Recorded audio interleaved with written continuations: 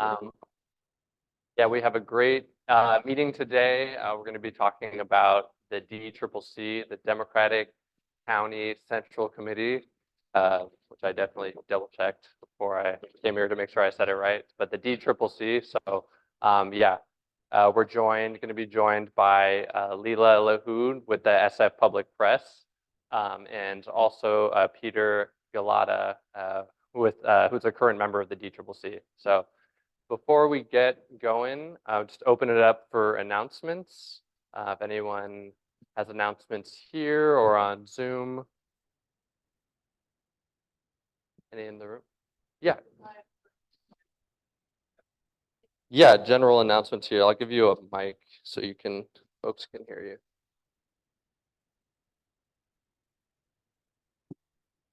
So my name's Judy, and I live on Schrader Street between Haight and Page. This is Frank, my neighbor, who lives in the building next door. And there's that guy, you probably are aware of him, who sells his artwork on Haight Street at the corner of Schrader. And we have no issue with him selling his artwork. He did get a permit. He didn't have one at first, but then he got one. But he blares his music all day and into the night. And it comes right over into our living room windows, whether they're open or closed. And he also makes a lot of noise himself, like a circus barker, trying to get people to come, hey, hi, hoo, ha. And I mean, all day long. If I'm in my living room, sometimes if I'm even in the other side of the apartment, I hear that, and it's really annoying. And we've called the police almost daily. He wasn't around a lot when it was raining. And we've talked to the police. We call them today. We call them 3 times between us. We mentioned it to Dean Preston when he was here a few months ago at one of these meetings, and he just said, "Have you talked to him yet?" When I talked to him, he was really rude, and then every time I walked past him, he would harass me, and so I don't talk to him again.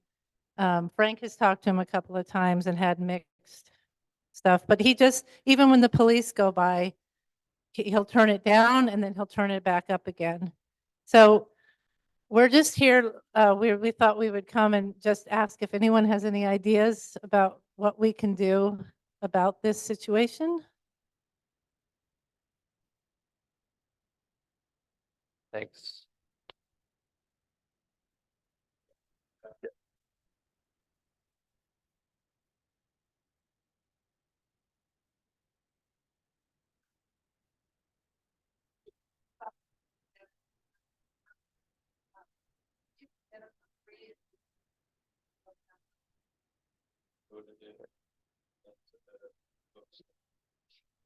I did that. Yeah, maybe. They said they came out and they might have come on the day that wasn't there. And I've written them that it should please come again related to the issue, and I haven't heard anything. Yeah, maybe you and Bruce can connect after the meeting. So like maybe Bruce has some ideas, and could be useful to reach out to Supervisor Preston's office again, just to ping him again on it. But yeah. Do any other announcements in the room or on Zoom?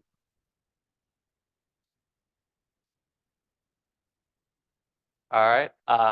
Yeah, so for this month, we were kind of thinking and talking about, what to meet about this month. The DCCC came up, and so we just thought it could be, helpful and informative to folks to just learn more about, what is the DCCC? What does DCCC even stand for? And kind of what role does it play in the city, its importance. And yeah, and I saw, recently Tim Redmond had a piece in 48 Hills about how, venture capitalist billionaires are dumping money into the DCCC. So there is definitely something going on there if they're willing to put money into it. So yeah, we've invited a couple of great panelists here to speak with us tonight, just to tell us a little more about what the DCCC is, what do they do, what do they look like compared to some of the other central committees in San Francisco, and just help us learn a little bit. So we're going to start with Leila Lahoud, who is again a publisher with the San Francisco Public Press, which is a independent journalism organization, news organization. And yeah, so please help me welcome Leila. Yeah, this is for you, and pass it over to you. Okay. Do I get to sing a song too? No. Hi, everyone. My name's Lila LaHood. I'm the publisher of the San Francisco Public Press, and thanks for inviting me to be here today. To be clear, I am not associated with the DCCC, and in fact, as a journalist, I am not registered with any party. So I know some journalists may be, but I am not. But very much interested in politics and in local politics. Interestingly, I don't usually do a lot of reporting. We have reporters who do that. I help with editing. So the San Francisco Public Press is a nonprofit news organization. We have a website. We also happen to run a low power FM radio station called KSFP on 102.5 FM in San Francisco. We actually share it with another nonprofit, KXSF. If you tune in and you hear music, it's probably them. If you hear people talking, it's probably us. And with this station, we have a radio show and podcast called Civic. So this season for our nonpartisan voter guide, we also decided to do some additional programs that would help people understand some of the things they're being asked to vote on.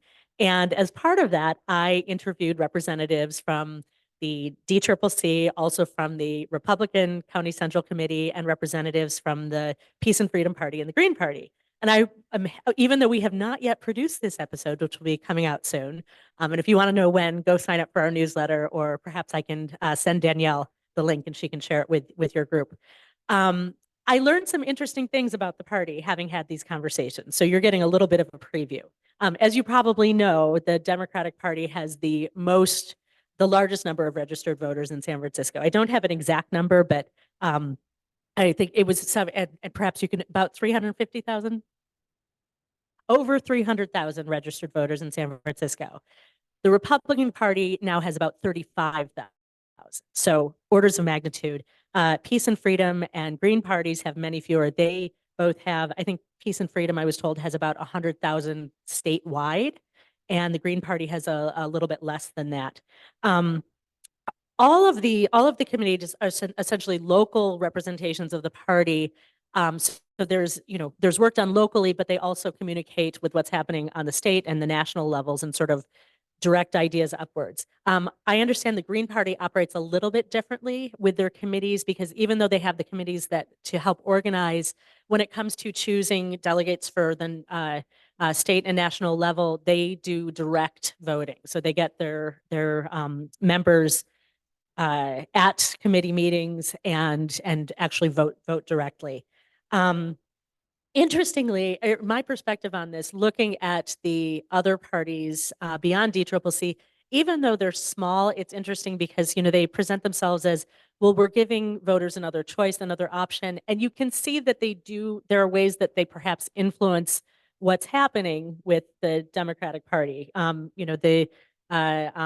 Dennis with the Republicans said, they're getting more people registered. And he said, I think it maybe influences what happens with the Democrats, because if they see that happening, how do they respond? So I thought that was interesting. There also, sometimes it's collaboration. So I don't know if you knew this, but the Peace and Freedom Party and the Green Party sometimes work together to endorse each other's state level candidates. And that's because it costs money to register at that level. And so sometimes they will choose alternate candidates for different races and then co-endorse. What else can I tell you? Also, for those smaller parties, they often have representatives on the ballot for their committees who are not contested. Or in fact, I think when they're not contested, they may not even show up on the ballot. And also, depending on the county, and then sometimes they don't even have the number allotted, and so they'll appoint other representatives. I also learned in my discussion with Honey Mahogany about the DCCC that because these elections for County Central Committee only happen every 4 years, in between, if members are either disqualified from being representatives or have to leave that position for some other reason, the committee will then appoint people to those positions. Also, you may know that elected officials, you see them being part of the committee, those are ex officio members. So once they've been elected to office, they are honorary members, but they don't become part of this elective process. And that opens up opportunities for new people to get involved in local politics, which I thought was a very interesting thing. What else? The parties don't endorse candidates for the central committees, which kind of makes sense because they'd be endorsing their own people. And so when I was asking the different representatives, well, what's a good way for people to find out about these candidates? Obviously, you look at what they their registrations with the city. You can try to research them online, but people obviously have varying degrees of online presence. It was also recommended, both by several of the representatives that people look to party clubs. So clubs that may align with your interests. And also there was discussion of why people join together in slates. And because that sort of offers a shorthand for, well, these are people who either share viewpoints or think that they can work well together. So there's some shortcuts there, but it becomes difficult because there isn't a lot of broad organized activity where all of the candidates are brought out to make statements, and it leaves the work to the voters to do a lot of work themselves. Also, because in these races, it's not that, I mean, actually, maybe Tim Redmond or someone else will say something else about this, but I don't think a lot of money is being spent specifically by many individuals, although some individuals perhaps are spending more money on this to become part of the party leadership and influence the direction of things locally and then on up the chain. That was about everything that I had to share. Again, we're putting together this episode. It sort of gives an overview of why voters are being asked and then what the various committees do. In some ways, they're very similar, but there are some nuances about, what their role is locally and then influencing what happens at the state level and the national level. I'm happy to take questions, but then I think I'd really like to hand it off to Peter, who can probably give you more details about the focus of this evening's discussion. Great, Yes. thanks. Yeah, go.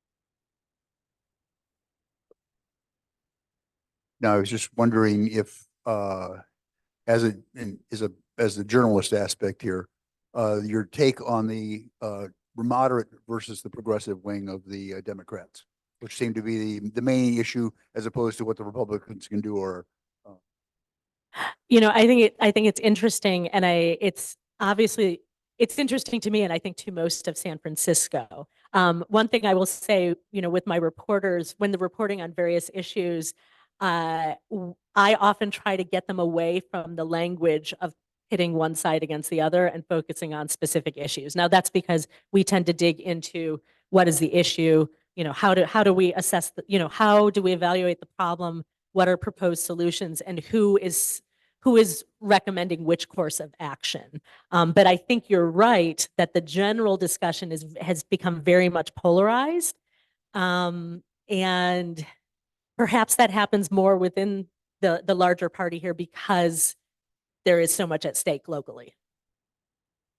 Yes. Oh, I think a microphone is coming your way.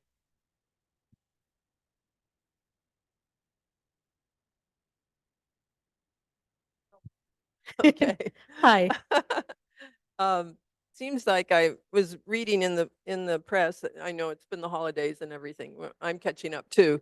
That some of our multi-billionaire neighbors are putting vast sums, unlike any time in the past. And do you have any information about that? Or if not, it would be a good addition. Yeah, so we are just starting looking into this. And I'll tell you, we were actually having an internal discussion this week about some entities that we noticed that are not even San Francisco entities, from other parts of the state that are putting money into the San Francisco election. So yeah, this is something that we're going to be looking into as well. I don't have anything to say off the top of my head, but yes, we are looking into this. And yeah. What do you mean by putting money into the election? Are they backing certain candidates? Backing it back, what we were Or- looking at today was supporting certain measures, either supporting or opposing measures.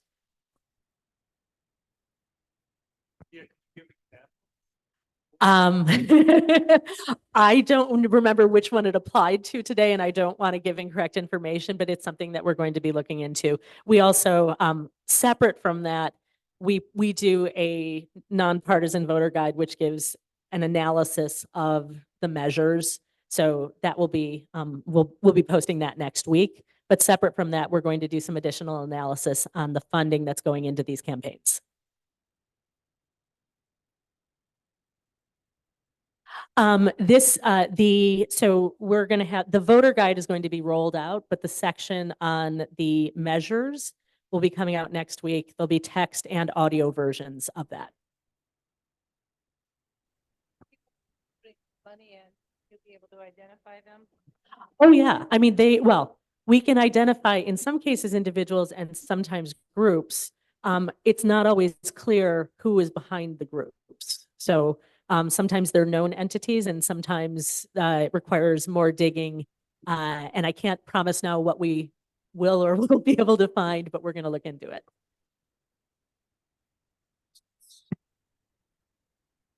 Question? Yeah. Oh, go ahead. Online. Yeah. Hi, it's Karen. Do you know, are there regulations that that stipulate how much outside groups can contribute? Or do they mostly not contribute to candidates, but do work on behalf of slates? And is that regulated in any way? Well, we do know, and in fact, this is available to all of you as well. There's disclosures through ethics where you can, maybe someone here already has the link, or I could perhaps share the link. There are ways to look up the money that, for example, as I said today, we were looking at the measures, and you can see the money that is going in. It's updated. They say on the website, this is not updated, it's updated frequently, but not absolutely daily. But if you keep checking it daily, you'll see updates on additional funding that is going to these. Someone else might know a little bit more about the candidates. In fact, yeah, our next speaker will tell you about the funding to the candidates. All right. Yes.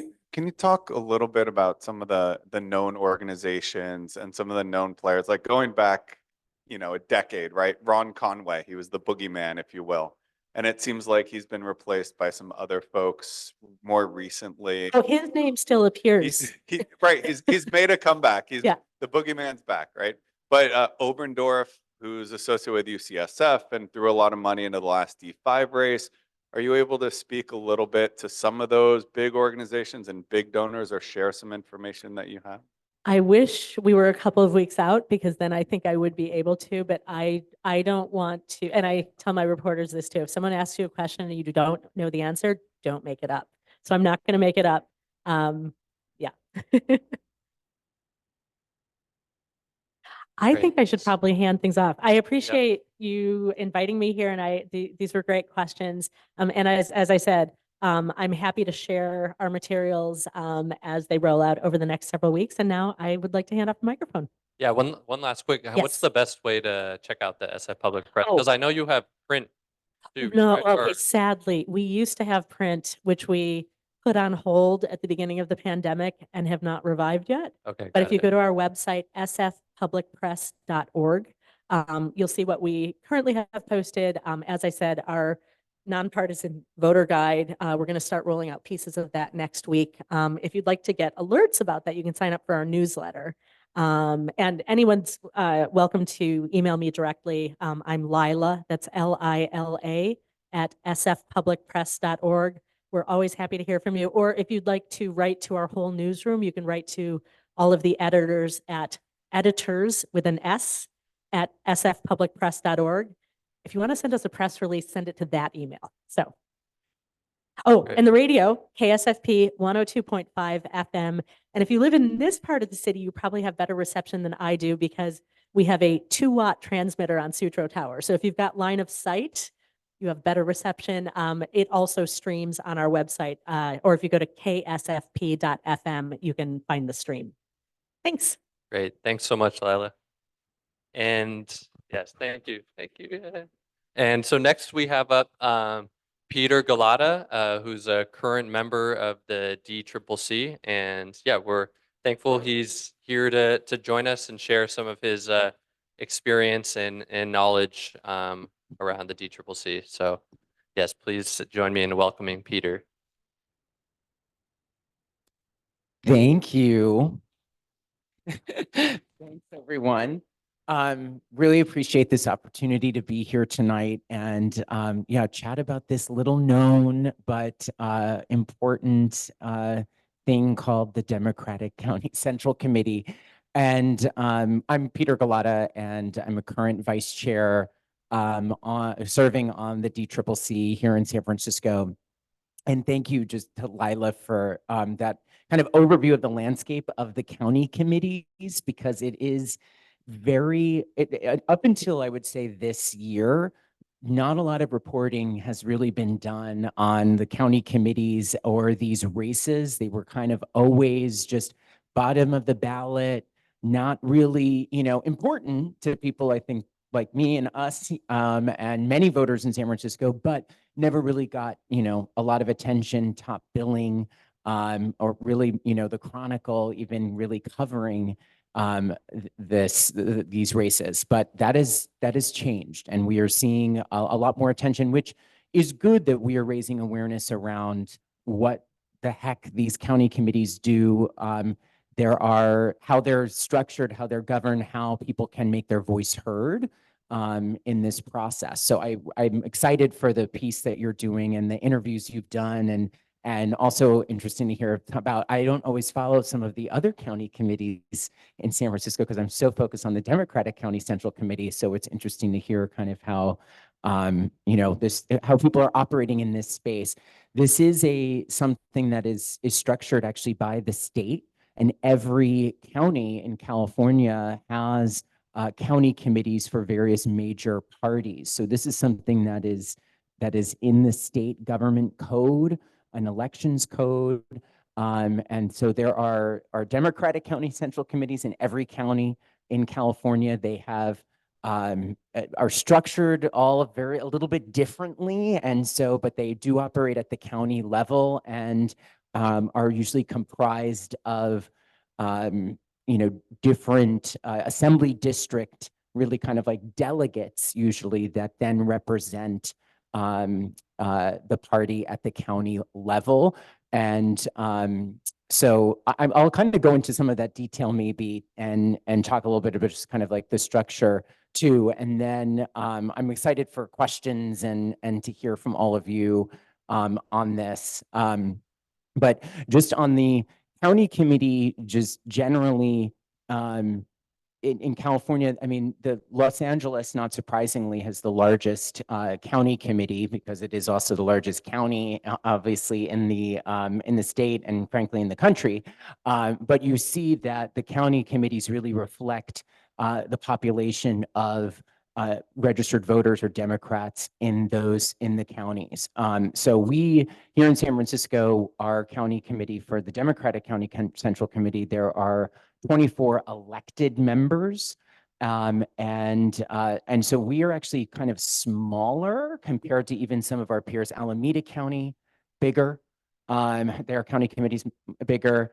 LA, as I mentioned, is huge. San Diego is huge. I mean, these are almost like little Congress kind of like sized committees. There's tons of people that I don't know how they actually govern their meetings exactly. And I do have some friends who serve on other county committees. And it is really like a mini Congress of people representing and serving on these committees. So we in San Francisco, we think of ourselves as kind of a big, I think we have a big kind of stature politically, but our county committee we are 24 elected, and then actually there's 8 ex officio members. And so these are members of the state or federal elected officials who basically have an automatic seat on our county committee because they are an elected Democrat serving in a partisan office, and they live in San Francisco. So to name who those people are, so you have obviously Speaker Emerita Nancy Pelosi. You have our new Congress member for the West Side and Daly City and San Mateo, Kevin Mullen, who replaced Jackie Spear. You have Fiona Ma, who is the state treasurer, who lives in San Francisco, but is now serving in the state role. But because she's registered here, she serves on our county committee.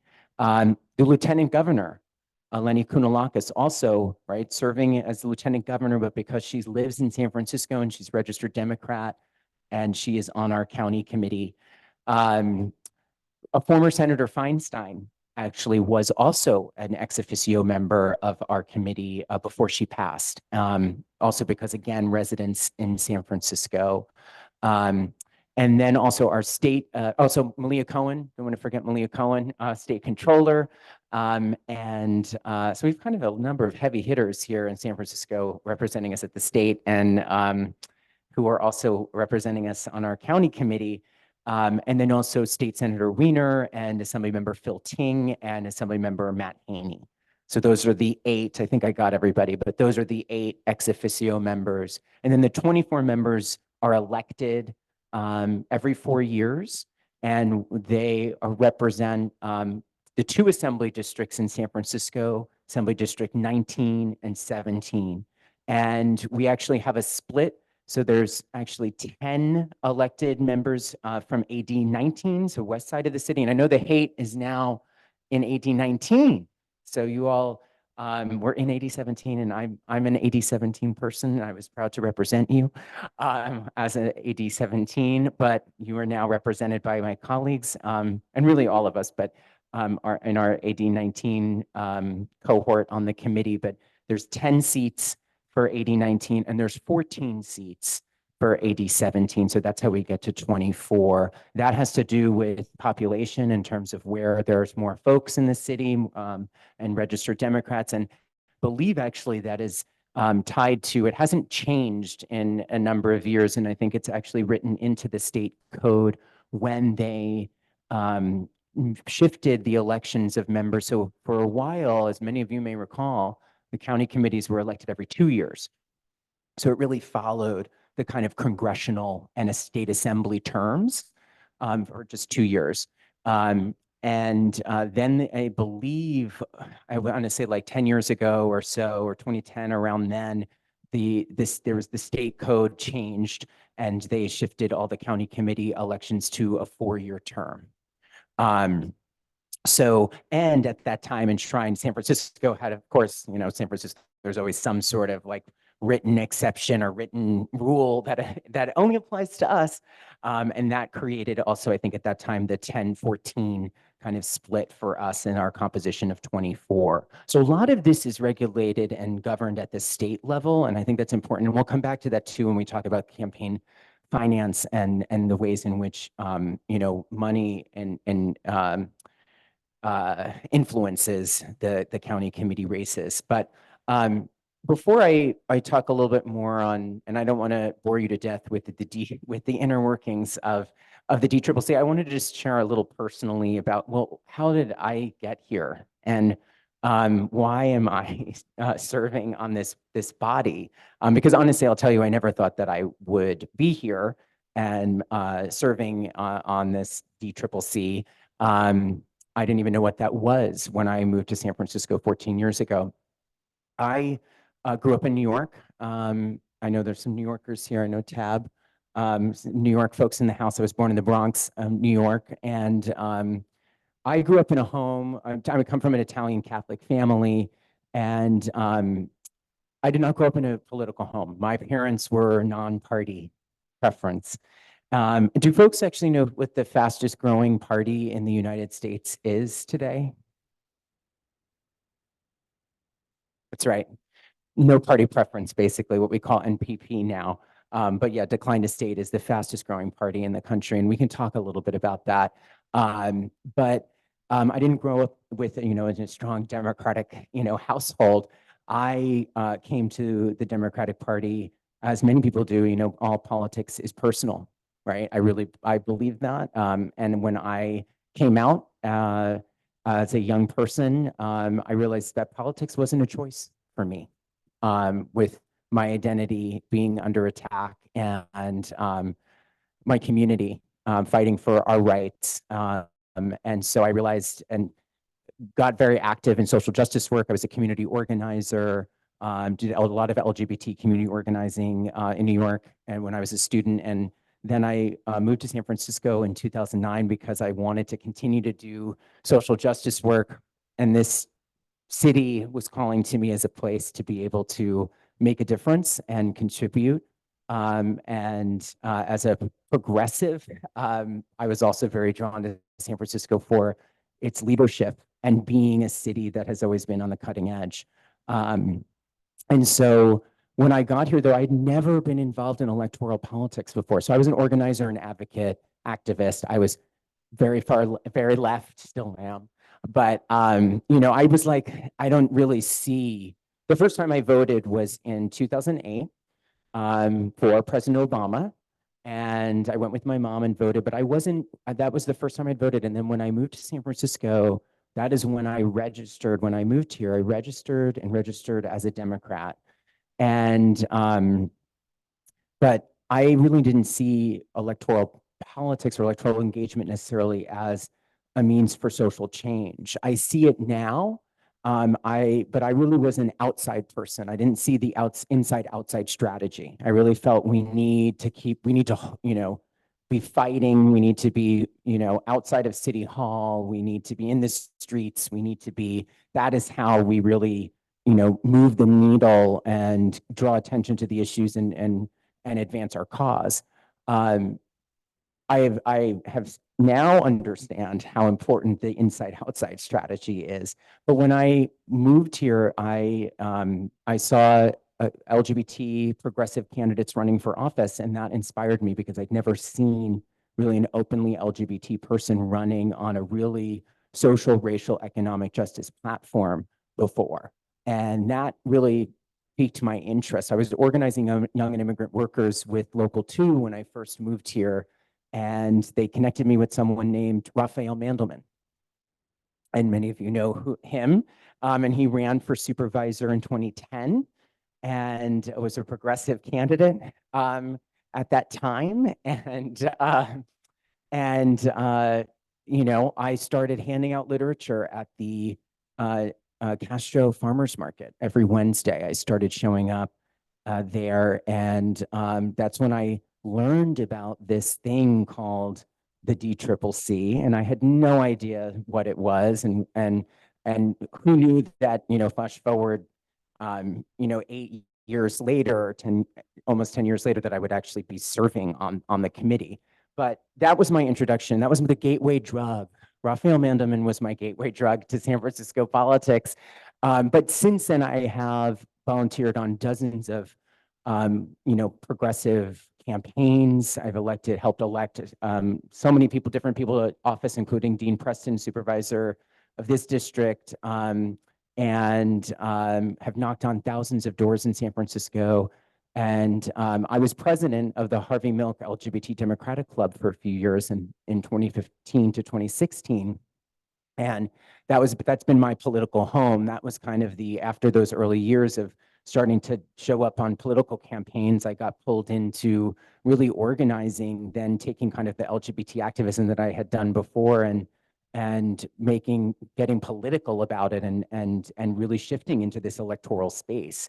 I know a lot of folks in this room also because of my time and at the Harvey Milk Club, which was really formative for me, and also something I never thought that I would end up doing, and then serving in a leadership role.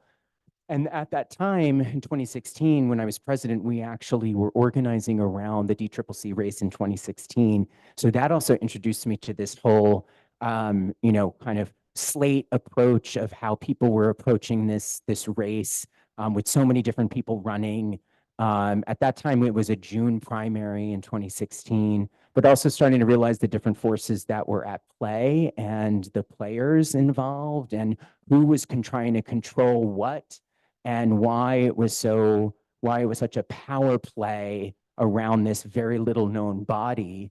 But because of the influence and how, because we have over 300,000 registered Democrats in San Francisco, Democratic Party's endorsement really can mean something to folks. And because of that, it is often the center of the political storms. And we're seeing that right now because of the desire to be able to really have representation or control, depending on how you want to look at it, over this body.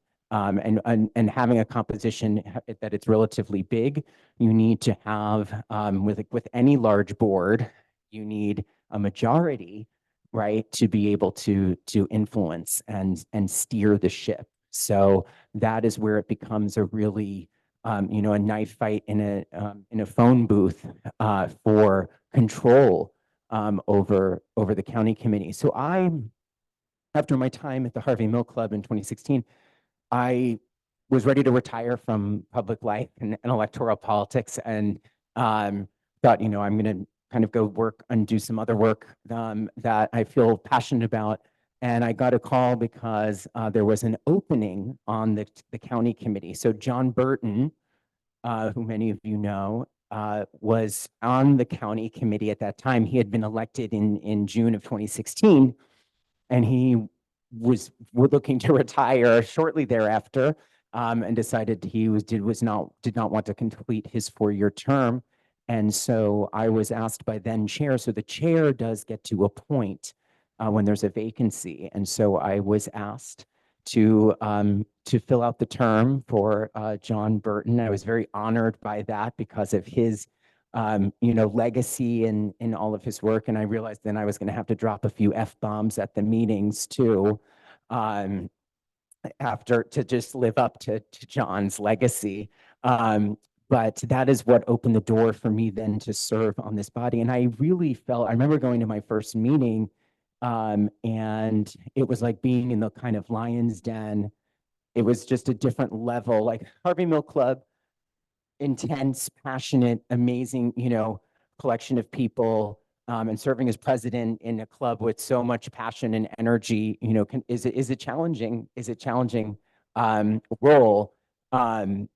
This was a whole different kind of ball game, and I thought I had been well prepared by my time with the Milk Club, but it is.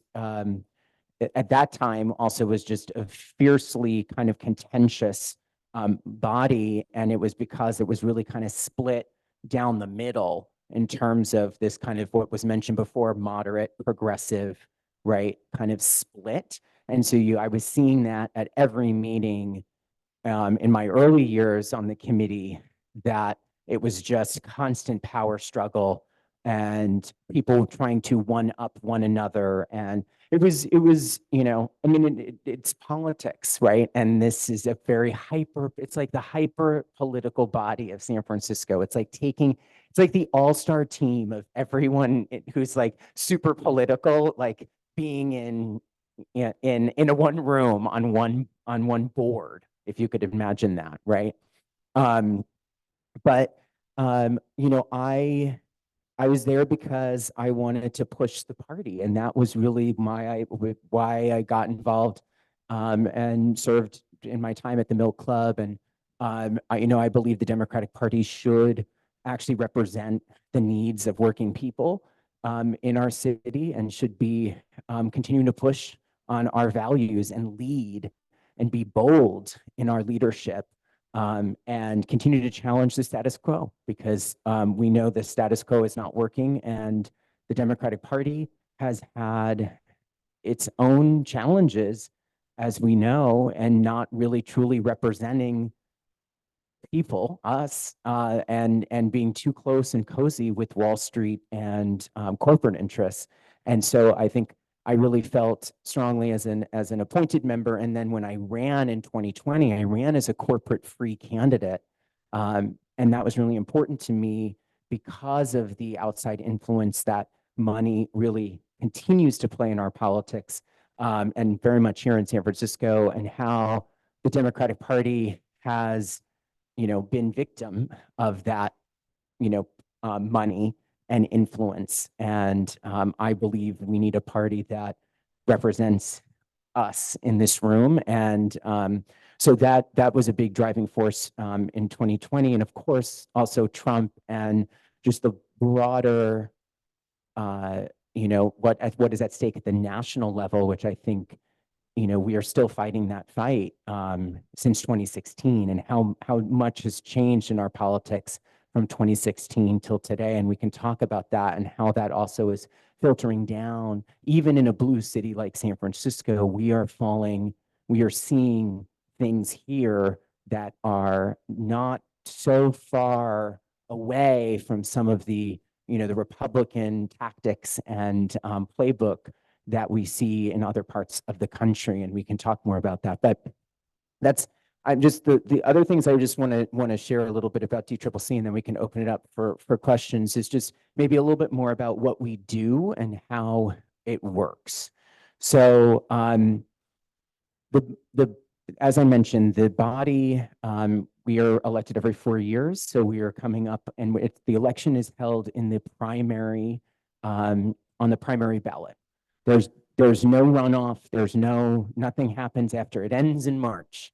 We're not on November. It's a one time in March. And you have to be a registered Democrat to receive a ballot with the county committee, the Democratic County Committee names on your ballot. So we do have, same day voter registration. We have open primaries, you can vote. If you're a non-party preference person, you can actually request a Democratic ballot if you would like to vote in the Democratic primary. However, the county committee won't appear on your ballot, but president will. And some of the other offices, but not county committee. So county committee, you have to have been a registered Democrat to run. You have to be a registered Democrat for a certain period of time. And I believe the same is true for you to actually vote in the county committee races, because otherwise there could be a lot of different people being able to then be eligible. You could have the Republican Party voting in the Democratic County Central, someone could switch and request that ballot. So it is a little bit of protection around the county committee race. So to vote in it, you do need to check your registration if you are interested in voting in it. And you can do that. I don't know if it's too late now in terms of I don't know the exact time period in terms of how long you have to have been a registered Democrat, but I will confirm that. But the reality is not everyone can vote in this election for county committee. For the other parties as well, you have to be registered with that particular party. I mentioned we have our composition of, there's 32 of us, and which is a big board. So to get things done, you need a majority. So that means you need 17 people, because it's 50% plus one. So 16, not a majority. 16 is split in half, but you need 50% plus one to pass anything. So resolutions, which are statements of policy or statements of values. We do a lot of resolutions on various issues. We also then, when we do endorsements as well, is a 50% plus one threshold for someone to be endorsed, or a ballot measure or other item to be endorsed by the Democratic Party. So 17, to get 17 people is, you think the Board of Supervisors, you think counting to 6 can be hard. Counting to 17 is a challenge. Now, the difference though, and this is something just for our kind of policy nerds out there, For us, though, we can actually, there's a couple interesting things. You can send proxies. Proxy voting is allowed, which means that if I'm unable to attend a meeting, I could send Lila or anyone in this room, you could be me. And as long as you're actually, you have to live in AD 17 and be a Democrat, technically. Though I think we need to check some people's verification on that. But for the proxies, anyone can represent you to cast a vote for you if you're not able to be present. So that's interesting. That does not happen at the Board of Supervisors. That does not happen in many other bodies, but that is true for us. You also can abstain on votes. This is also something that does not happen at Board of Supervisors. We do have the option to abstain on votes. And oftentimes it's a yes, no, or abstention. So an abstention basically is you're not voting on it. You are refusing to, you're just declining to vote. And what that does is it drops the voting threshold down. So when I mentioned that 32 number, if people abstain, depending on the number of people abstain, then it's like you're absent. So it means that the number to get to that 50% lowers. So this is where there's some, I don't know if people play cards, or people count cards, in poker. We count votes and you count the number of people who are in the room, who's there, who's not, who's abstaining, who's not. So this is the kind of the math and behind the DCCC in terms of how things work happens or not, things get passed or not. It has a lot to do with who is showing up. Is someone sending a proxy? Are they not? Are they voting yes, no? Are they abstaining? How does that check? So there's spreadsheets. There's people during meetings. When I first joined, anytime there was a vote, I would see everyone huddled down like this. And I don't always carry a clipboard, but people kind of had their papers in front of us and they're just, and I was like, what are they doing? They're counting votes. This is when we met in person and we've been meeting virtually for a lot of this term. But you had a list of the members' names, the roster, and you're counting. When things are close, because there's important votes, particularly for endorsements, and people have said, oh, yes, I'll vote for this, but do they actually vote on the night of, and et cetera? So it can be kind of intense in those votes, and they do roll calls. So it goes down the list of members. And so everyone's kind of furiously typing now that people use Excel spreadsheets and stuff. But it used to be everyone had a packet and you were really kind of manually tracking the votes. So that's often how just gives you a little flavor for it. And many of you probably have come and I know have seen meetings and know this very well. But we meet once a month on the fourth Wednesday. So we actually don't meet as frequently as some other bodies, but we meet on every fourth Wednesday at 6:30. So we are meeting this month, January 24th at 6:30, which I believe our meeting will be virtual. And we have a chair that governs and really runs the meetings and really is the kind of the leader of the party. And then there's an executive committee that serves kind of in the leadership of the 32. And I'm serving currently as one of our vice chairs. We have like 4 vice chairs of the party, and then a secretary, treasurer, et cetera. But that executive committee and the chair really kind of serve as a kind of board within the board for the party. And let's see, so I want to talk just then now about money. And just about how that, just briefly, and there's more to say on this, but really what I want to note is that unlike a lot of other local races, there's no campaign contribution limits for DCCC races for candidates. So basically what that means is there's really no rules of the road on this. And this is in part because, and this goes back to something I mentioned earlier, the state really governs these county committee races.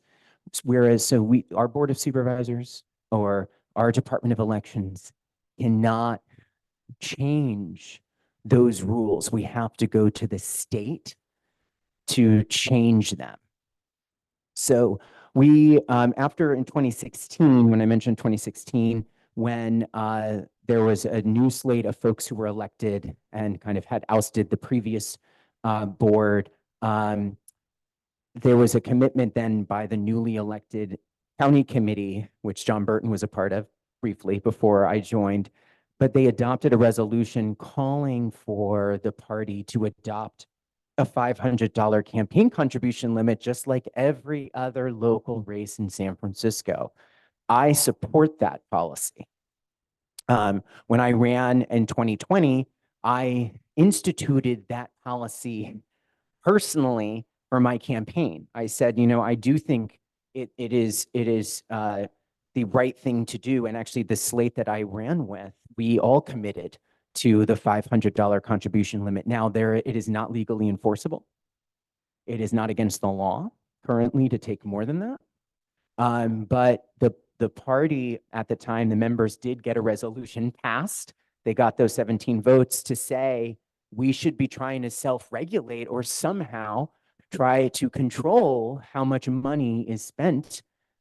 Because otherwise, these are our campaign slush funds. I mean, they're really open to a lot of, frankly, abuse and just literally unlimited amounts of money can be put into these into someone's campaign committee for the county committee. So this is a big issue, and it is a big challenge. And we're already seeing, and the difference too is that any entity can give, whether it's a PAC, whether it's a business, whether it's an individual, or I guess if you are a business, you are viewed as a person according to the Supreme Court. So the reality is there's no, there's a lot of rules that govern our municipal elections in terms of who can give to supervisor candidates, right? There's there's really no rules of the road. So someone can write a $50,000 check, as has just occurred to one of the candidates running for March, excuse me. I wish it were May, but it's March. It's coming up very soon. And that's the kind of thing that just can happen overnight. Now, any $1,000 contribution or above does have to be reported, thanks to our disclosure laws, does have to be reported very quickly and within 24 hours. So we do kind of know you can track the money, you can track it, you can see it, but you can't stop it, right? So disclosure is really important in all of this, because we're really going to be seeing, I think, in March what just how much money is going to come in and what magnitude. But I just wanted to share with you all just on the rules of the road that really there aren't any. And so it is something that I think we've talked about, and we were advocating. I have, as a current member, to work with our state legislators to change this. But the reality is, you go to other county committees throughout the state, they're not seeing this level of money come in.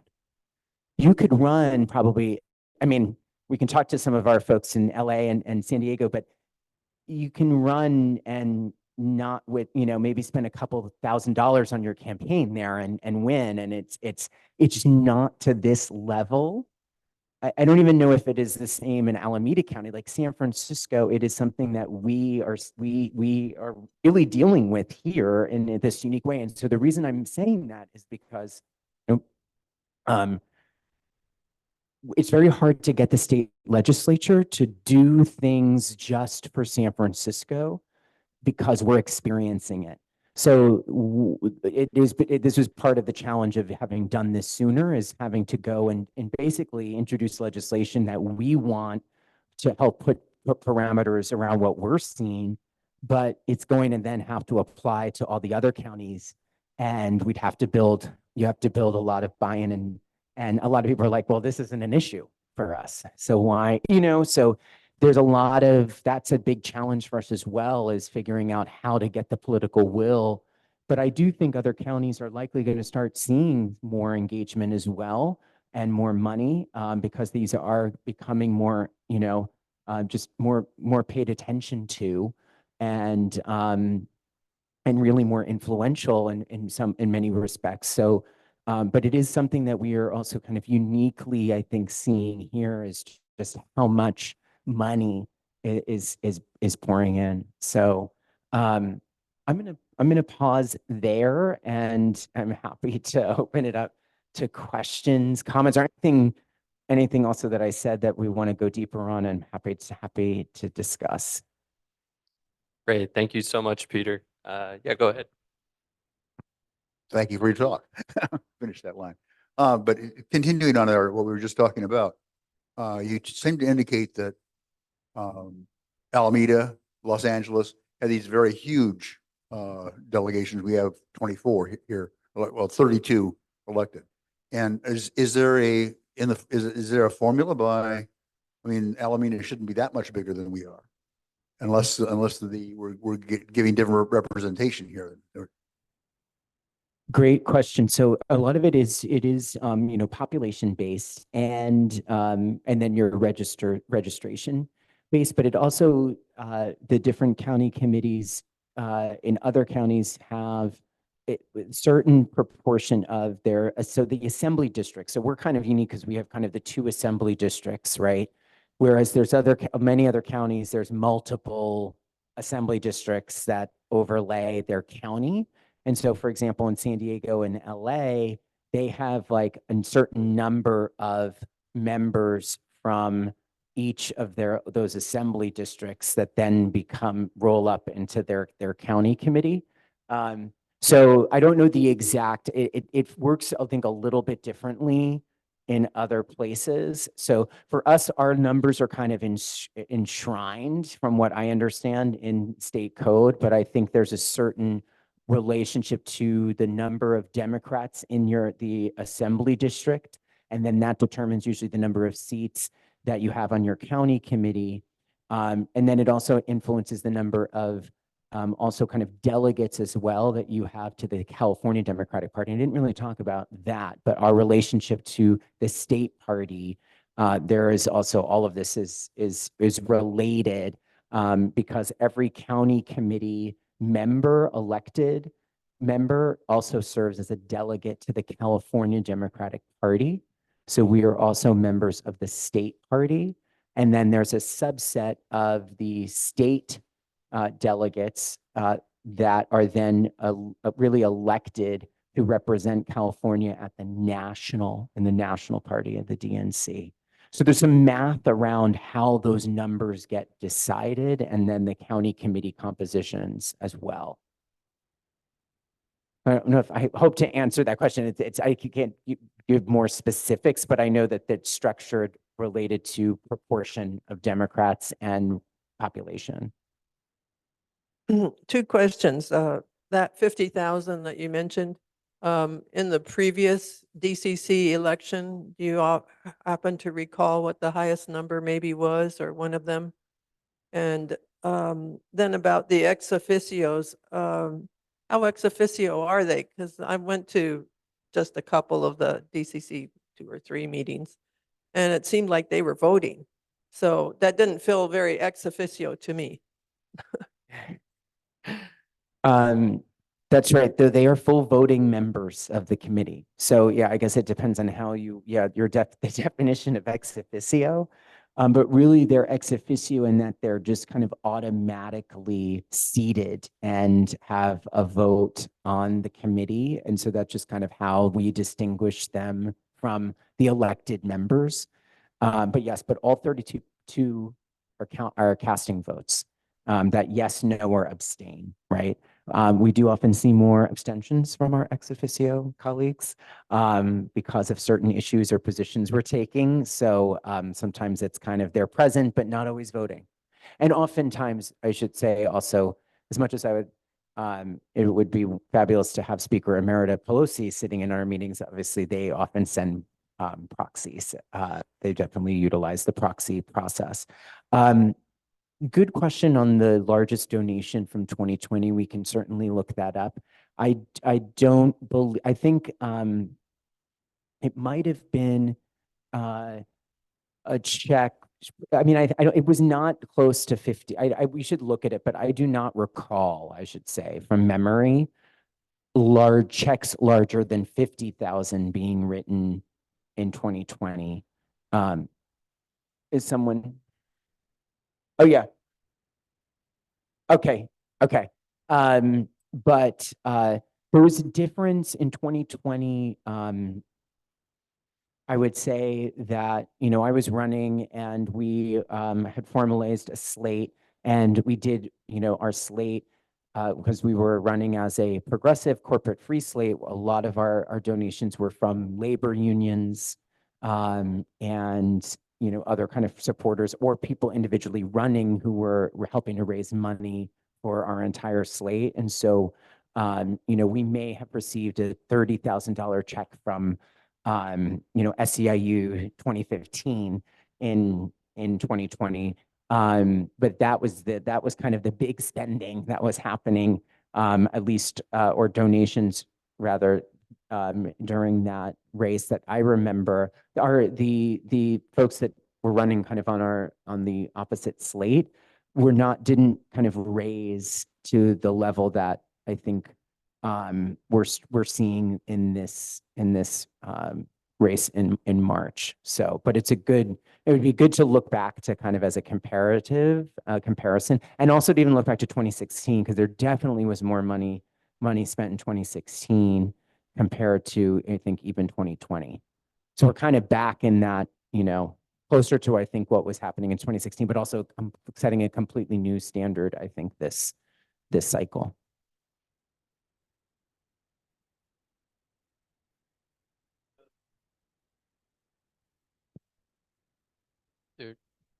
Whoops, sorry about that. There's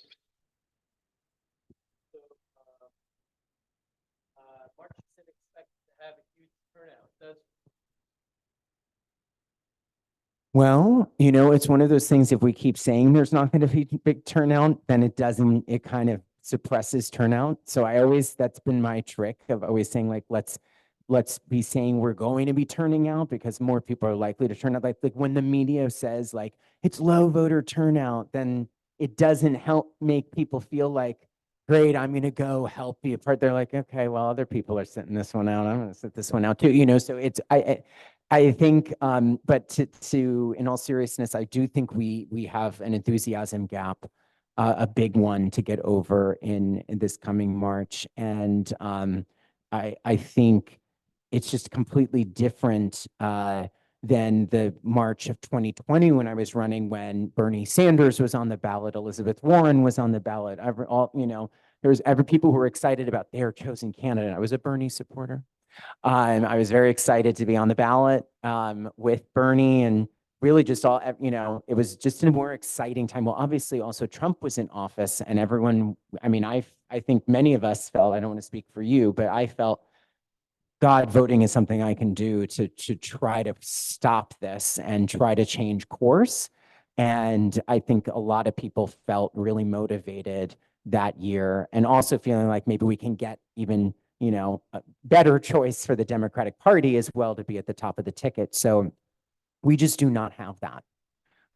It is a completely different, and in terms of different time, different. We've just been through a pandemic. We are reeling as a city from recall elections, from redistricting, from a lot of just negative, right? We are in a negative moment in San Francisco. I mean, I swore I wouldn't say doom loop in 2024, but I just said it. But we got to, I mean, in my perspective, we've got to move forward as a city, and we need to come back and be the city that we can be, and also continue to lead on our values and not retreat back to failed policies. And unfortunately, I think what's on the ballot, I won't get into it, but I think the ballot measures are also signaling a certain kind of conservatism in San Francisco, that that is going to draw out some folks who really that resonates with. And I think for many of us, it also makes it harder to figure out, well, what's in it? What can I vote for? What can I do to help actually see change in our city that feels positive and that feels meaningful and doesn't feel regressive and punitive? So that's hard when you have things on the ballot that aren't, free city college. They're not, bold policies that we have done before and brought to the voters before.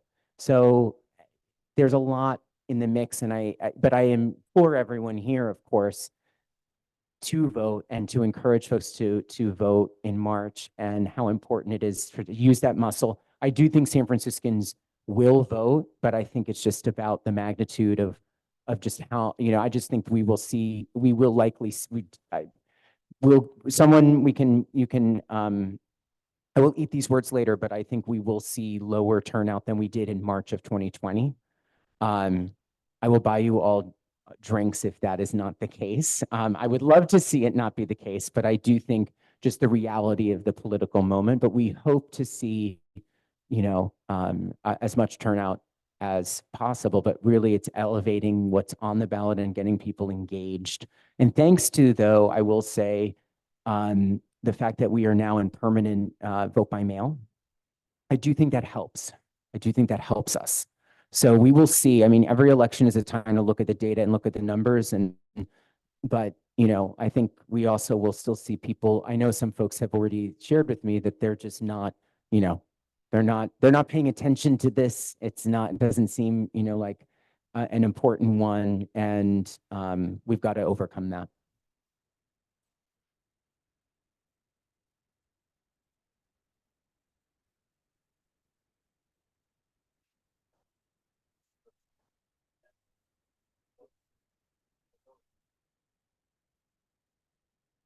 Okay.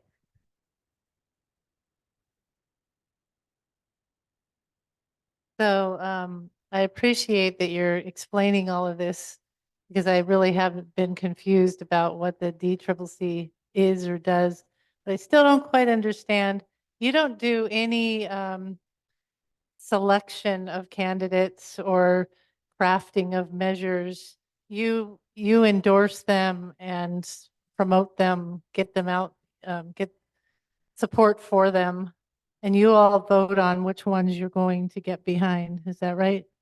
That's right. That is absolutely right. And thank you. I realized I kind of skirted around some of the core substance of what we do and didn't, but that is absolutely right. We are really, our process for endorsements, really, we wait until the filing deadline for candidates. So we do assess if you are a registered Democrat running for an office, you are invited to participate in our process. If you are a ballot measure, well, not, we're personifying them, but if there's a ballot measure that is on that has a proponent or opponent, we invite those parties to come and speak to us and through our process. So that is really the core of what we do during an election years. Now we have fewer election years in San Francisco. So in those years when we're not endorsing candidates, we're often doing other kind of voter registration, taking positions on policy, pushing, advocating within our party, advocating for things at City Hall. Saying, we should be pushing on things like criminal justice reform, pushing on things like housing. So we're often taking kind of stances and using the party's apparatus to say, San Francisco Democrats, we want to see, this action taken at City Hall. We want to see the governor, right, in our state legislature. We want to see the president, so we're using kind of our mantle to really kind of continue to push the party and also our elected officials. But for our endorsement process, we assess the candidates that have come forward, the measures that have come forward. We have a interview process. We have a questionnaire process where we really vet the candidates and the issues. We have discussion as a committee, and then there's voting that takes place at a public meeting where we will then go down that roster and people cast their votes. People are writing furiously. And then we have our endorsements. And so we do have endorsements for this March. And we But we only endorse in local races. The local party only has jurisdiction over really the municipal ballot. We do not endorse for anything at the state or federal level.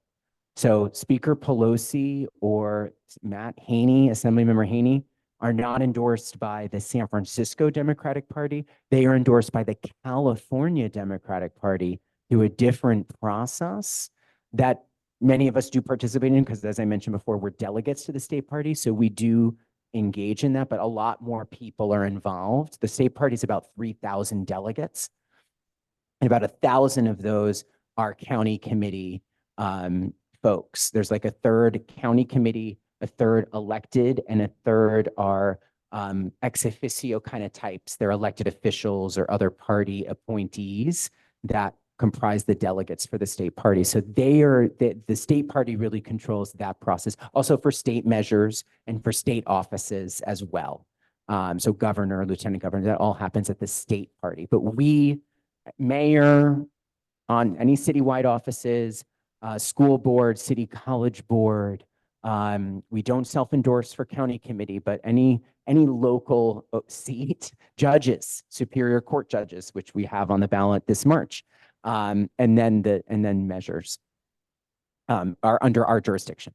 Then one more, if you know, I think you do, where does the majority of the funding come from that people are putting behind candidates or measures? I mean, is it coming from development? Is it easy to identify, like, where is that money coming from? For candidates running for office in San Francisco generally, or for county committee?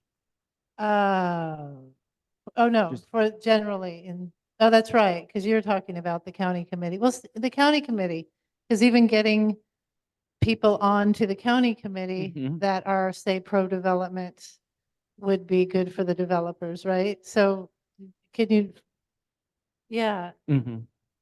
can you follow I mean, can There's you definitely- track the money?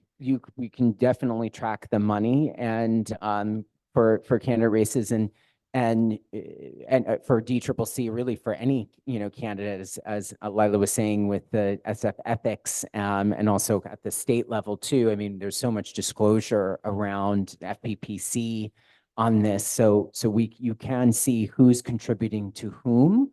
And with DCCC too, the fact that organizations or businesses can contribute, then you're also seeing a little bit more explicitly, if the apartment association or the realtors of San Francisco are donating, you will see and you will know who is being, the POA, I should say, the Police Officers Association just issued their first check since I think 2018 or maybe 2020.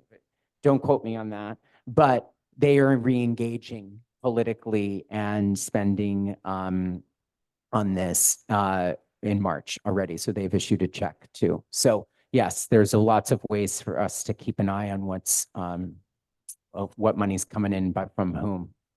And Ron Conway has already given money to, and another tech angel investor also. But yeah, Tab, go ahead, and then we'll go to iPhone, who has their hand raised. Hi, Peter. I was interested when you said about the state legislature actually coming up with something about spending limits on county central committees. Obviously, county central committees are, under the jurisdiction of a party usually. So I'd be interested to know if you're familiar with how a state legislature would be able to dictate that. It would obviously have to cover county central committees of any party. And I'm just wondering if you know about the process that would involve to make that happen. Yeah, it's a great question. Hi, Tab. Good to see you. You're right that it would, any change, to the state code on this would likely need to be party agnostic, right? And it would apply across the board. And to all 58 counties in the state. So I think that the path to doing this, I think when we raised it with some of our state reps a few years ago. This was before 2020. I think it was in around 2018. You know, there was some interest. We were working, I think we had approached Senator Weiner, we had approached, I think, Assemblymember Ting, but, you know, with all of the different bills, right, that they're working on, all the other issues that are happening that, you know, we get that this is unfortunately not as high on the priority list. And also with so much of the, frankly, horse trading that happens in Sacramento on things like this just doesn't kind of have a lot of a foothold. You know, it could be one of those things that like gets added to a bill, you know, but it's tough. I think it's tough unless we build more of a coalition. I think it'd be interesting if we could get the state party to maybe engage more, because then that gives more clout, because a lot of our state leaders, of course, in California, we have a super majority of Democrats in the state legislature who are all members of the California Democratic Party. So when the California Democratic Party takes positions on things, it can help sometimes move those legislators in a direction we want them to go. They don't always follow the party's platform, much to our chagrin, because the party's platform actually at the state level is very progressive. You know, Medicare for all, you know, it is very, very progressive. We're very proud of that, but it doesn't always translate, frankly, into how our legislators are voting, particularly some of our Democrats at the state level. We've got work to do on that, but I think we need to build, I think we need to talk to the folks in LA. I think we need to talk to folks in San Diego County as well, because also that power of where there's people makes a difference on this. So if we can team up with, you know, if our folks have some cover here and they have allies in other districts, I think that can really help. So I think we want to, you know, I think I'm definitely committed on this to try to keep pushing on this if reelected and continuing to be able to serve. Like, how do we build the kind of political and, you know, legislative strategy to help kind of move this. And I think following the money and really paying attention to the money in March is going to help us make a case, because we can really look at maybe even Alameda. I don't know how much that things are, you know, there's a lot, there's, you know, some of our allies just here in the Bay as well, in terms of what they're experiencing. We can try to build a coalition to see if we can get a bill on this. I think the challenge will be what's the threshold, what's the limit? I think we'll have to have a lot of conversation around that. I think for us, our 500 is our limit here in SF, but you know, how that changes by county, how that's, you know, that will be part of the conversation. But yeah, I'm interested in seeing something move on this. And I think we'll have more impetus after March, frankly, when we look at how much money comes in. And I think San Francisco needs to still be at the forefront of pushing some rules of the road on this. This is Bruce Wolf. When we were working on trying to defeat Prop 16, which was the PG&E and all the IOUs trying to kill community trace aggregation, it was like $50 million to our $300,000. And but the way we beat it was we figured out where all the concentration of voters were. And there are like 9 urban areas or centers around the state. That's where like all the voters are. And so that might be, you know, it's a strategy that we used. We only focused on them, and anybody else that got word or, you know, heard about it, you know, it was just bonus, you know, but, and we defeated that by, I think, 65%. So that kind of strategy works for a statewide kind of thing. Thanks for sharing that. We'll go to Karen or iPhone. Yeah. Go ahead. Does the yeah, can you hear me? Yes. Yeah. Hello? Okay. Can you hear us, Karen? Yeah, we can hear you. Go ahead. Play any? I can. Yeah, I hear you. Does the DCCC play any part, have any clout, or is forbidden from participating in redistricting when it comes up? Great question. Thank you for that. So it is a really good question. I think we certainly can weigh in on really virtually anything where we have kind of a broad scope in terms of our ability to take positions on issues, to discuss issues, to hold even kind of hearings or debates on issues at our meetings. But with the way redistricting in San Francisco is structured, it is intended to be a nonpartisan, non-political process that, as we know, and as we just saw, is not the case. So I think one of the things that I have been talking with folks about actually is just, I think the Democratic Party, we need to be the protectors of democracy. That is the case nationally, and it also is the case locally. And I do think the Democratic Party should be, participating in the conversations around redistricting reform, since we've already gone through the last process, which is now done. But before, 10 years from now, when we're redistricting again, we really need significant changes. And there are policy proposals that are in discussion. I know the Elections Commission has been working on this, and there is a proposal out there that is, I think, good. I think that it really deserves a lot of public participation and comment and engagement on it. And I'm actually very close with the current president of the Elections Commission, who's a personal friend of mine, and this is something that she has been really leading on with her colleagues. And I think that as we're going through the public process around this, the Democratic Party absolutely should be weighing in. And it's not in a, I think we have to look at redistricting to really mitigate the political influence, and particularly just who is able to appoint and influence the process. And we just had a really bad process in 2022. Really, really, I mean, public meetings happening at 3 a.m. or 2 a.m. at night, that should not be happening. That is not good governance. That is not good government. No one should be making a decision that impacts the public at 2 a.m.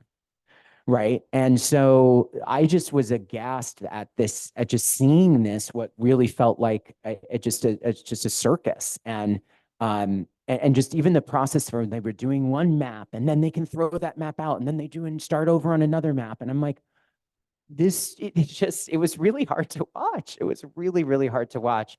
And it was really kind of, and also the outcome just felt really fraught and really wrong, in my opinion. But I really think the Democratic Party needs to stand up for a fair, transparent, accountable redistricting process that is not political, but that actually really is fair. And we have balance on the big problem right now is the way that the redistricting task force is who's comprised on the body. You have 3 members appointed by the Board of Supervisors, 3 by the mayor, and 3 by the Department of Elections, who the elections director reports to the mayor. So you've got 6 to the mayor, in my opinion, right now, 3 by the board. I actually think that one of my ideas, I don't know if the Elections Commission will take this under consideration, or the Board of Supervisors, who ultimately will be, I think, deciding on maybe the reconstitution of it, or maybe we should be taking it to the voters. That's a question. Why doesn't the judicial branch have? When we're talking about redistricting, in a lot of places, the judiciary is actually throwing out gerrymandered maps and saying, rewrite these. They're actually the voice of reason in these conversations.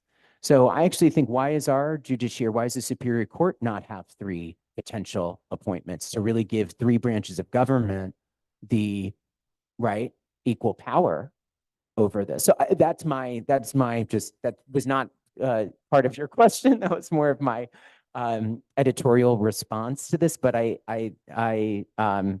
do think the Democratic Party, I'm following this personally very closely, and I do think that the party plays a role and should play a role in helping us get a better process institutionalized in San Francisco before the next redistricting. Good. Thank you. Here. How do people become like a part of a slate or even like run for, obviously like we're talking about DCCC, but I assume it's the same for the different parties and stuff like that. But yeah, like how do people typically kind of come in? Obviously we heard your story, but Yes. It's a great question. It kind of, it varies for people, I think, and it depends on, I would just say this as I'm running for reelection and running on a slate, it was harder to get people to want to run for a county committee this time. And I think just generally it's hard right now to get people to run for office. We're in a very, very challenging time.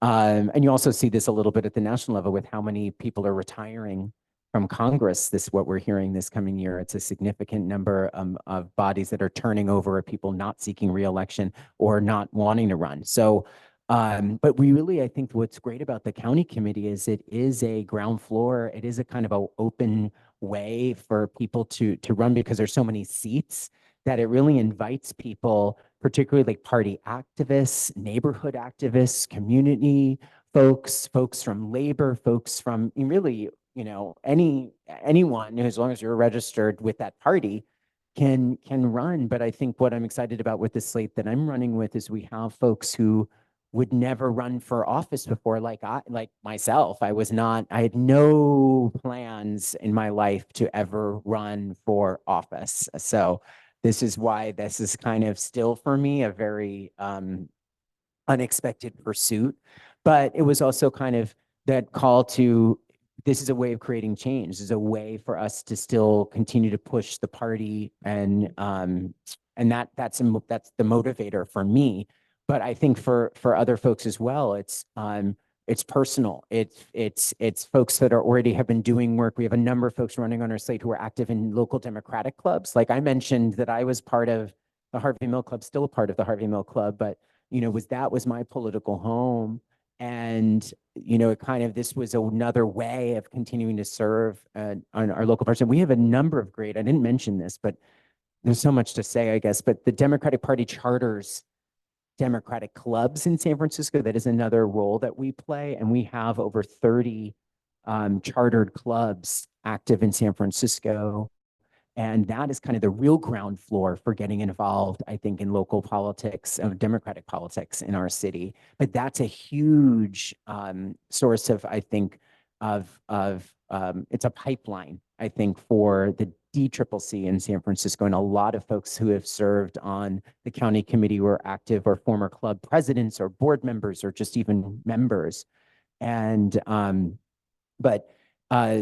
think that a lot of it is kind of who's showing up, who's getting engaged, and who's willing to kind of raise hand and say yes, that they are willing to run. And it's hard to field 24 people to run together with shared values, right? I mean, who are willing to really kind of undertake this because, there's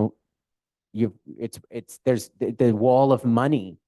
That is one of the biggest barriers that when I was talking to some folks about if they were interested in running, they said, I have to raise so much money to run for teachable, which was not the case. Tab and I were talking the other day about, you used to, be able to run for county committee with a couple $100 and win. That is not the case anymore. So what concerns me is that young people of color, right, diverse folks in our community, working class folks, it's becoming harder for us to have diverse candidates running for office, people who really should be running and who should be representing us and representing our party. And so, I really think that's why campaign contribution limits can actually help us, because it creates more of an even playing field. Because otherwise, the other thing I'll just quickly say is, you'll see this, and I am running with some folks who are former elected officials. But part of the challenge with the DCCC race is name recognition as well, And because people often, when they're fishing on the ballot and they see a sea of 40 names, you're likely going to vote for a name you know. So name recognition has often been kind of part of the game, but we also, our elected officials, I believe there's a role for elected officials in the Democratic Party, of course, because they are members of the party, and I think they play a role. But we also need to create more space for on the county committee. And I'm proud of of the slate that I'm running on, where we have a lot of first-time candidates. We have over 8 LGBT identified candidates running. We have a Gen Z, who will be the first Gen Z candidate elected in San Francisco if they are successful, and their former president of the San Francisco Young Dems, the Bernie Crats. So I think there is we're tapping some folks to help, I think, and creating that space for folks to run and supporting them. But I think a lot of it has to do with how we're supporting folks getting involved politically, and then creating these pipelines for folks to actually step up in their leadership and service, and making it feasible for people to run. And actually the benefit of the slate is we've got you. And I've said that to some of our folks, especially our first-time folks. I'm like, I was where you were, but we've got you. The slate mentality is we're lifting everybody up. We're not 24, we're one, right? We are really and we're helping each other, and we can pool resources. So there is that kind of power in the slate too, that I think makes it a little bit, hopefully, more manageable for folks who are doing this for the first time. And I felt that personally when I ran in 2020. Yeah, maybe we'll wrap up with one last question. Do you have staggered terms, or is everybody just up for reelection or gone every 4 years? Everybody's up and everybody's gone or not, or back, So, yeah, you're either reelected if you are running for reelection, right? And we actually, in this past cycle, a lot of folks who were serving decided not to run again. So another kind of example of that. And so we do have a lot of folks who are running really for the first time, who would be first time seated members of the committee. I'm now one of the more senior people. Believe it or not, I was appointed in 2017. And so I'm now one of the longer serving, even currently, and if reelected, would be one of the longer serving members. No, we don't. Good question. I just have a point, and as you know, that I'm on the Sunshine Task Force, but and we were paying attention to what was going on with the redistricting whole thing, and just personally, just myself, outside of that, just watching it, I was like, oh, violation, oh, violation, oh, violation, oh, I must have counted 20 violations, especially when they took a recess and they all left. And then all of a sudden we started hearing different stories when they were making different comments when they came back. So it was obvious people were talking to each other. So, I would say an entity like the DCCC or the Republican Party or the Green Party, any of those political, caucuses, it's incumbent. This is government. This is, politics where they're, folks need to, I'll just say it, folks need to get a spine and just, really call it out. And that's, in my experience, I've been on the task force since 2005 and constantly hear people saying, I wish there was a monitor in the room that could just has the ability to call it out. And that's supposed to be the city attorney that is assigned to them. And they don't do that because they're supposed to not be involved in the process or influence it. But they don't call it out. If they're asked a question about it, they'll answer it. But still, that's something that people have asked for. And, I tend to go to meetings and then public comment will come around and I'll say, you just violated. You might want to correct this or go back and correct it. I did that to the planning commission recently. And they gave me some weird rationale that why they did what they did. And it really was a complete violation, but I called it out. They didn't correct it. I didn't file a complaint, but it's on the record. So, but I'm just saying that when stuff like that comes up, the public looks to its leadership, right? So I think it's incumbent, you know, for entities like the DCCC folks to set, just there's so many of you. So. Agreed. Great, well, thank you. Yeah, and I just want a quick just reminder, HANC is a 501c3 and we don't endorse individual candidates or slates of candidates. Just a reminder to put that out there. But yeah, thank you so much. Want to thank Peter for joining us and sharing your experience with your time on the DCCC. And again, want to thank Lila also for coming and sharing your work. And we'll look forward to seeing what you all are going to put out. So yeah, thank you both again, and everyone for joining us and virtually also. And we have cookies at the door, including homemade cookies that were graciously brought. So yeah, please grab some on the way out. And yeah, thanks everyone, and we'll see you next month.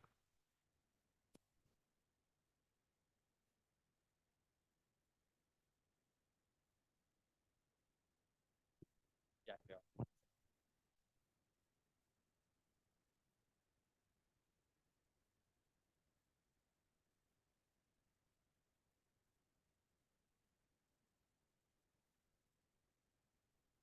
Good night, all. Good night.